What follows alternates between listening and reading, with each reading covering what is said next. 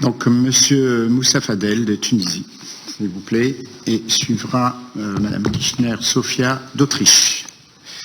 Jeune délégué. Merci, Monsieur le Président. Le thème est magnifique. Nous n'avons pas une très grande expérience, puisque contrairement à tous les intervenants qui ont des expériences qui remontent à plusieurs années, notre système de pouvoir local vient de fonctionner à peine une année et demie. Des élections ont eu lieu, une constitution avec un chapitre 7 qui est extrêmement généreux pour le pouvoir local, un code des collectivités locales qui organise un peu le fonctionnement et qui s'est attaqué à cette question précisément des conditions dans lesquelles doivent se trouver les responsables qui vont gérer les communes.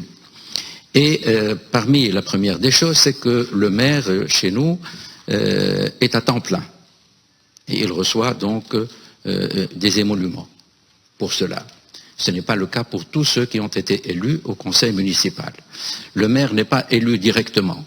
Il est élu par le conseil municipal. Et vous êtes en démocratie, avec un système qui est à la proportionnelle au plus fort reste. Donc vous avez une composition hétéroclite.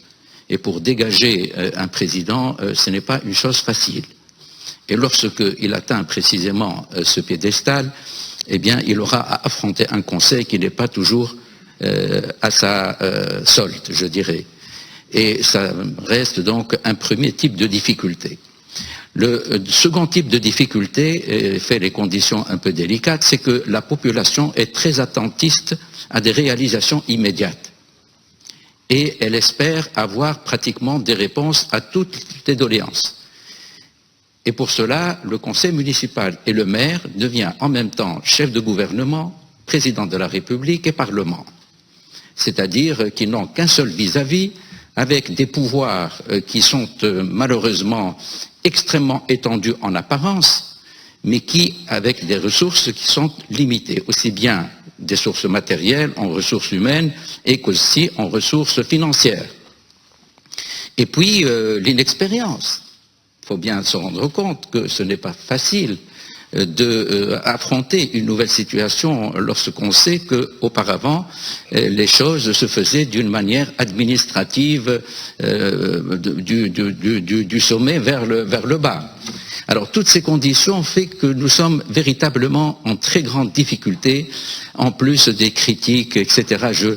Je suis un peu rassuré de ne pas être le seul, ou mes collègues aussi en ont parlé, dans la situation où on est astreint à nous trouver tout le temps des critiques qui sont un peu rassurés lorsqu'ils ont vu et lorsqu'ils ont entendu, j'imagine, en tout cas moi je le suis, que cela n'est pas. Et du coup, je dis, je ne peux pas faire un grand discours pour cela, c'est un peu l'essentiel, un peu de ce qui se passe chez nous.